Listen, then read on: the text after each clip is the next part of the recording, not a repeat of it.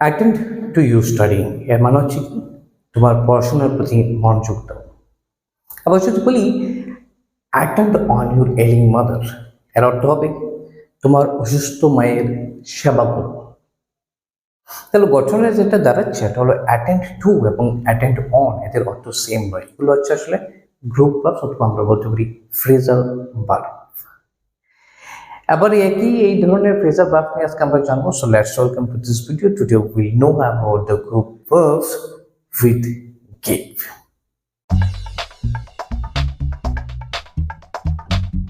Hello everybody, today we will know 4 group verbs with give. First, give away. Give away কি অর্থে use হতে পারে? Number 1 give away হতে পারে to give something to someone which you no longer need. অর্থাৎ তোমার যেটা দরকার নেই এটা কাউকে দিয়ে দেওয়া। ফলস আমরা বলতে পারি you cannot give away this book. It was gifted by your grandpa on your 5th birthday. তুমি এই বইটা দিতে পারো না, কারণ এটা তোমাকে 5 নম্বর বার্থডেতে তোমার দাদু দিয়েছিল। এটা হচ্ছে একটা গিভ এওয়ে। ওকে, আবার গিভ এওয়ে হতে পারে two reveal a secret to someone, কিছু একটা গোপন করে কিছু আরেকজনের সাথে শেয়ার করে দাও। I hate Mantu because he gave away my secrets. আমি মান্তুকে ঘৃণা করি, সে আমার সিক্রেটগুলোকে ফাঁস করে দিয়েছে, রিভিল করে দিয়েছে। ওকে, নেক্সট আমরা জানবো গিভ আপ নিয়ে। গিভ আপ মানে হচ্ছে টু স্টপ ডুইং সামথিং, অর্থাৎ হাল ছেড়ে দাও, যে জিনিসটা করে এটা না করা। ফর এক্সাম্পল আমরা বলতে পারি don't give up, you can win.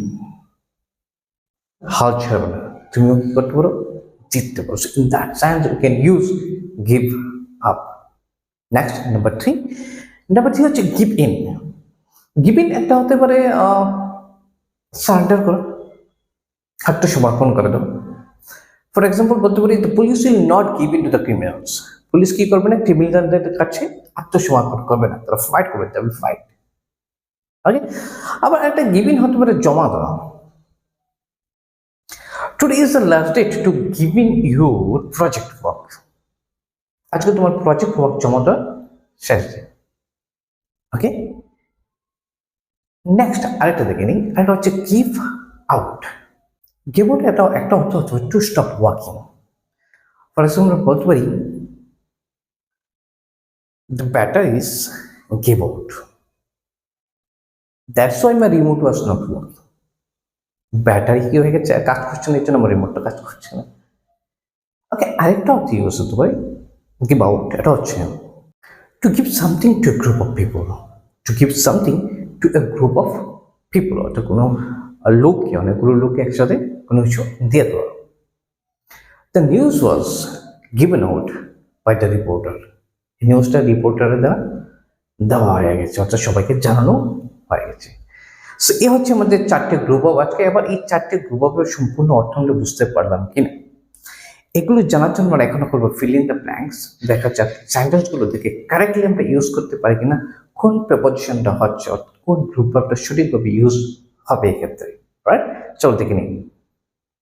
Number 1 চলে দেখো, you should not give dash to the adversities of life. অর্থাৎ জীবনের প্রতিকূলতার কাছে তোমাকে কি করা যাবে না, সঁপে দেওয়া যাবে না, আত্মসমর্পণ করা যাবে না। তো সমর্পণ করা মানে কি হচ্ছে তাহলে গিভ in. So কোনটা হবে তাহলে কারেক্ট অপশন এখানে give in. You should not give in to the adversities of life.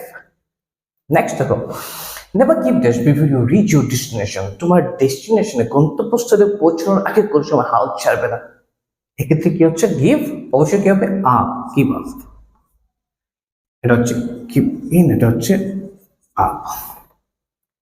3 নম্বর দেখো, you may give dash this dress as it will fit well into you. It will not like it, it will not fit well into you. তুমি এই ড্রেসটা দিয়ে দিতে পারো, যেহেতু এই ড্রেসটা তোমার সাথে কি হবে না, ভালোভাবে ফিট হবে না তোমার গায়ে। যেহেতু দিয়ে দেওয়া, to give someone that you no longer need, তোমার যেটা দরকার নেই, এটাকে হবে give away হবে। কি হবে, away হবে। Next, my mobile phone has given dash. আমার মোবাইল ফোনটা কাজ করছে না। I have to buy a new one, আমাকে নতুন একটা কিনতে হবে। কাজ করছে না মানে গিভ আউট, তাহলে কি হবে এটা? Out, given out. Number 5, last one, what will happen if he gives that my secret plan to Rita? কি হবে সে যদি আমার গোপন প্ল্যানটা রিতাকে জানিয়ে দেয়? কোনো কিছু জানিয়ে দেওয়া, রিভিল করা, এটাকে আমরা বলি গিভ আউট। তাহলে এক্ষেত্রে কি হবে এখানে? Out, right? I think you have got it. So thank you very much for watching the video, and I know that you can also use these groups basically in different other sentences to correctly and precisely. So keep watching the other videos and always keep practicing.